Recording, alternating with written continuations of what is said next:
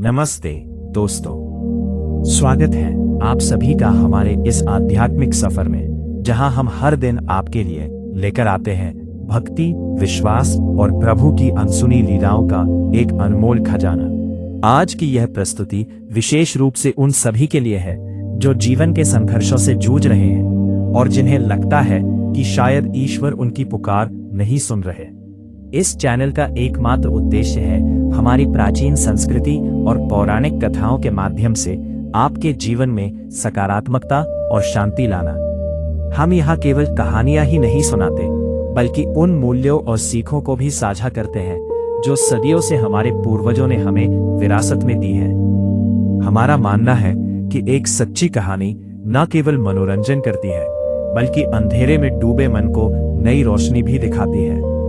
आज की जो गाथा मैं आपके समक्ष प्रस्तुत करने जा रहा हूँ, वह साक्षात द्वारकाधीश के एक ऐसे ही अकल्पनीय चमत्कार की है, जो हमें सिखाती है कि जब इंसान के पास धर्म और सत्य की पूंजी होती है, तो स्वयं ब्रह्मांड का स्वामी उसकी रक्षा के लिए दौड़ा चला आता है। यह कहानी है गुजरात के पावन माधवपुर की, जहाँ एक गरीब भक्त की झोली भगवान ने मुट्ठी भर चावलों से कुछ इस तरह भरी कि पूरी दुनिया दंग रह गई। अगर आप भी प्रभु की इस महिमा को करीब से अनुभव करना चाहते हैं और ऐसी ही प्रेरणादायक कहानियों से जुड़े रहना चाहते हैं, तो इस सफर में हमारे साथ अंत तक बने रहे। यकीन मानिए, आज की यह कथा सुनने के बाद आपकी भक्ति और विश्वास का स्तर एक नए शिखर पर होगा। तो चलिए बिना विलंब किए शुरू करते हैं भगवान श्री कृष्ण के इस अलौकिक चमत्कार की दिव्य गाथा। प्राचीन काल में गुजरात के समुद्र तट पर स्थित माधवपुर नामक एक अत्यंत पवित्र और शांत गांव में सुमति नाम की एक महिला अपनी छोटी सी घास फूस की कुटिया में रहती थी। सुमति का जीवन अत्यंत कठिनाइयों और अभावों से घिरा हुआ था, क्योंकि उसका पति माधव एक बार समुद्र में मछली पकड़ने के दौरान भीषण लहरों की चपेट में आ गया था, जिससे उसका एक पैर पूरी तरह अक्षम हो गया था। माधव अब घर के काम करने या धन कमाने में पूरी तरह असमर्थ था और बिस्तर पर ही रहता था, जिससे पूरे परिवार के भरण पोषण की जिम्मेदारी सुमति के कंधों पर आ गई थी। सुमति का दिन सूर्योदय से बहुत पहले ब्रह्म मुहूर्त में शुरू होता था, जब वो पास की नदी से जल भरकर लाती और अपनी झोपड़ी के कोने में स्थित एक छोटे से लकड़ी के मंदिर में विराजमान बाल गोपाल की मूर्ति को बड़े लाड से स्नान कराती थी।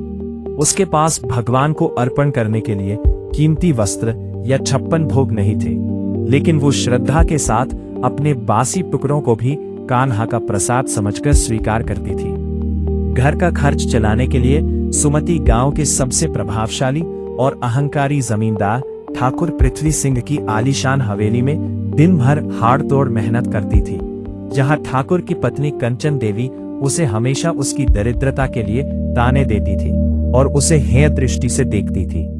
एक बार भाद्रपद मास की घनघोर वर्षा वाली शाम को, जब सुमति हवेली का सारा काम निपटाकर अपने घर की ओर लौट रही थी, तो मार्ग में एक पुराने और जीर्ण शीर्ण शिव मंदिर के चबूतरे पर उसे एक अत्यंत वृद्ध महात्मा लेटे हुए दिखाई दिए, जिनके शरीर पर केवल एक फटा हुआ वस्त्र था और वे भूख के मारे कराह रहे थे। सुमति ने देखा कि उस भीषण वर्षा में भी वो वृद्ध साधु भोजन के लिए तरस रहे थे, तो उसने बिना पल भर की देरी किए अपनी ओढ़नी में बांध कर रखी वो 2 सूखी रोटियां निकाल ली, जो उसने रात को अपने और अपने बीमार पति के लिए बचा कर रखी थी। उसने वो रोटियां और अपनी गागर का शीतल जल उस वृद्ध महात्मा को अर्पित कर दिया। ना वापस आ गई। वे महात्मा सुमति की इस निस्वार्थ सेवा और त्याग से अत्यंत प्रभावित हुए और उन्होंने अपनी झोली से एक छोटी सी मटमैली और साधारण सी दिखने वाली पोटली निकाली। उन्होंने गंभीर वाणी में सुमति से कहा कि पुत्री, यह कोई साधारण वस्तु नहीं, बल्कि द्वारकाधीश का साक्षात आशीर्वाद है। इसे अपने घर के मंदिर में कान्हा के पीछे छिपाकर रख देना और केवल जन्माष्टमी की उस पवित्र मध्यरात्रि को खोलना, जब प्रभु का अवतरण हो। सुमति ने उस पोटली को अपना सौभाग्य मानकर स्वीकार किया और घर जाकर इसे चुपचाप भगवान की मूर्ति के पीछे स्थापित कर दिया। जैसे जैसे जन्माष्टमी का पावन पर्व निकट आया, ठाकुर पृथ्वी सिंह की हवेली में उत्सव की तैयारियां और भी भव्य होने लगी, क्योंकि कंचन देवी ने इस अवसर पर शहर के सबसे बड़े जौहरी से हीरों और पन्नों से जड़ा एक नौलखा हार विशेष रूप से बनवाया था। जन्माष्टमी वाले दिन सुबह जब हवेली के आंगन में झांकियां सजाई जा रही थीं, तो अचानक कंचन देवी का वह कीमती हार और सोने की नथ वहां से गायब हो गई, जिससे पूरे गांव में खलबली मच गई। कंचन देवी ने बिना किसी प्रमाण के सीधे सुमति पर चोरी का लांछन लगा दिया, क्योंकि उस सुबह सुमति ही उस कक्ष की सफाई कर रही थी जहां जेवर रखे हुए थे। ठाकुर साहब ने क्रोध के आवेश में आकर सुमति को सबके सामने अपमानित किया और उसे ढकेलते हुए हवेली से बाहर निकाल दिया। साथ ही यह अल्टीमेटम दिया कि यदि अगली सुबह तक हार नहीं लौटाया तो वे उसके लाचार पति को कारावास में डलवा देंगे और सुमति को गांव से निर्वासित कर देंगे।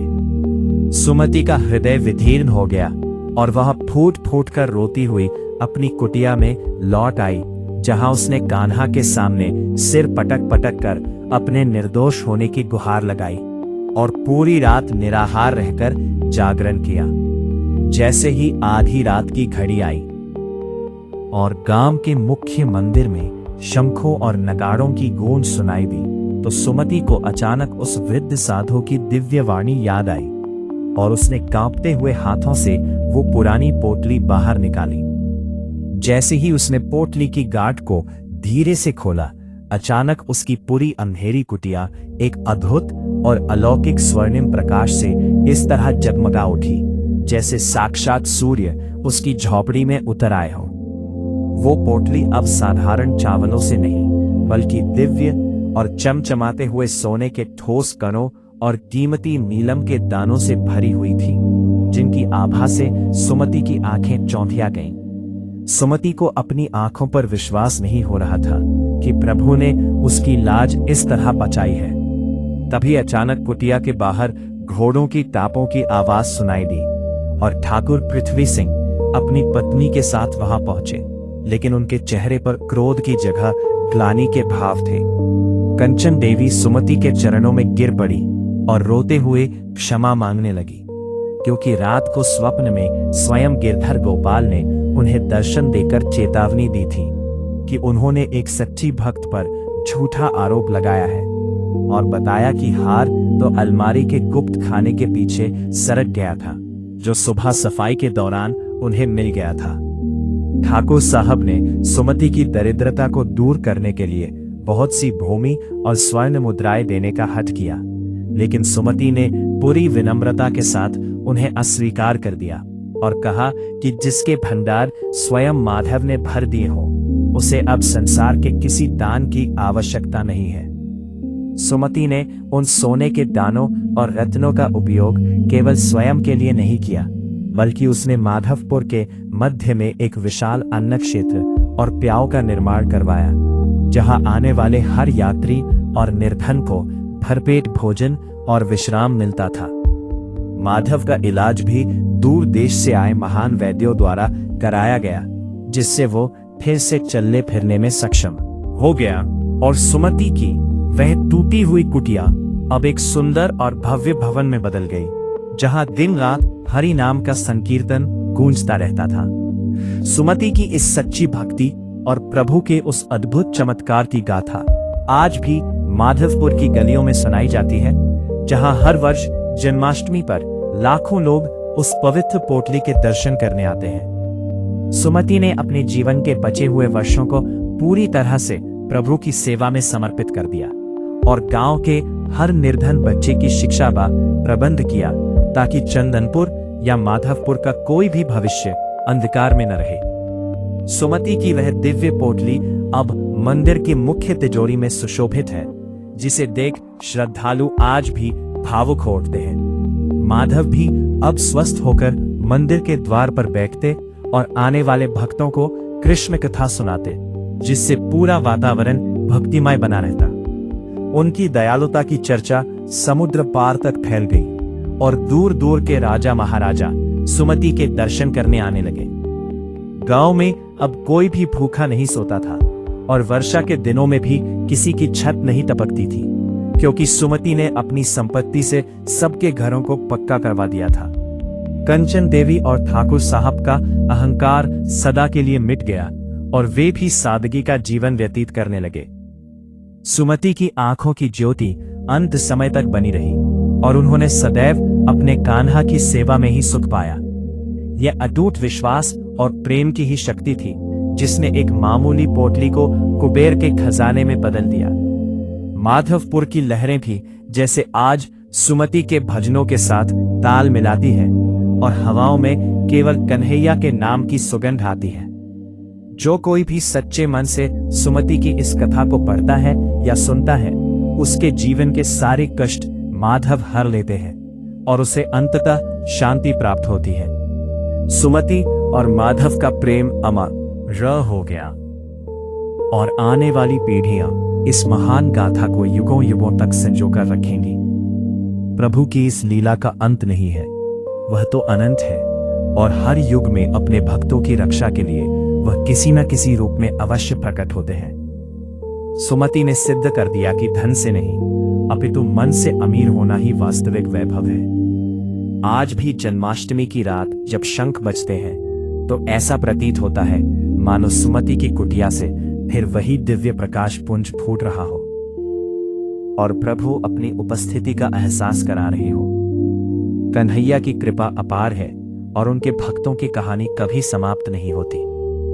सुमति के जीवन की हर घटना अब एक महान उपदेश बन चुकी थी, जिसने लोगों को परोपकार और सहनशीलता का मार्ग दिखाया।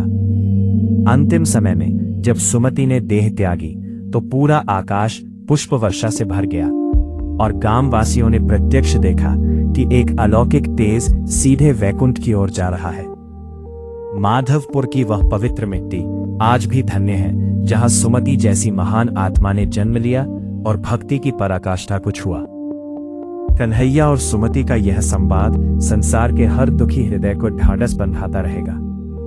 आशा है कि भगवान श्री कृष्ण के इस अद्भुत चमत्कार की कथा ने आपके हृदय को भक्ति और शांति से भर दिया होगा। इस कहानी से हमें यही सीख मिलती है कि चाहे परिस्थितियां कितनी भी कठिन क्यों न हो, अगर हमारा विश्वास अडिग है तो प्रभु हमारी लाज कभी गिरने नहीं देते। अगर आपको यह कथा पसंद आई हो तो इसे अपने मित्रों और परिवार के साथ साझा करना न भूलें, ताकि वे भी कान्हा की इस महिमा का लाभ उठा सके। हमारे इस भक्ति मार्ग से जुड़े रहने के लिए चैनल को अपना स्नेह और साथ दें। कमेंट में जय श्री कृष्णा लिखकर अपनी हाजिरी जरूर लगाइएगा। प्रभु की कृपा आप और आपके परिवार पर सदा बनी रहे। हैं एक और प्रेरणादायक दिव्य गाथा के साथ। तब तक के लिए प्रेम से बोलिए जय श्री राधे कृष्णा।